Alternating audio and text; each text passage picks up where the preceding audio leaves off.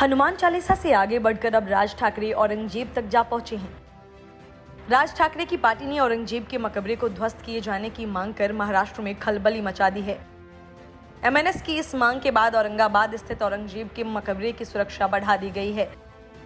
किसी अप्रिय घटना को रोकने के लिए वहां पुलिस बल तैनात कर दिया गया है।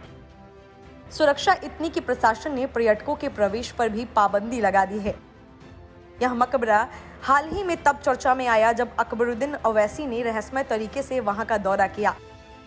एमएनएस के प्रवक्ता गजानन काले ने मंगलवार को पूछा कि शिवसेना सुप्रीमो बाल ठाकरे ने सामना से कहा था कि मकबरा गिरा दिया जाना चाहिए, फिर यह अभी भी यहाँ क्यों है। काले ने आरोप लगाया कि मकबरे को सुरक्षा प्रदान करने के लिए महाराष्ट्र सरकार का कार्य हमारे घाव पर नमक छिड़कने जैसा है। औरंगजेब ने संभाजी राजे को बेरहमी से प्रताड़ित किया। उन्होंने ही हमारे स्वराज को रौंदने की कोशिश की थी और फिर भी महाराष्ट्र सरकार ने सुरक्षा प्रदान की है।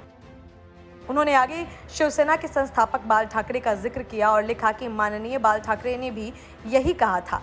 बाला साहब की बातों को आप सुनेंगे कि नहीं तो आप औरंगाबाद का नाम बदलने की मांग पर पहले ही पलटी मार चुके हैं।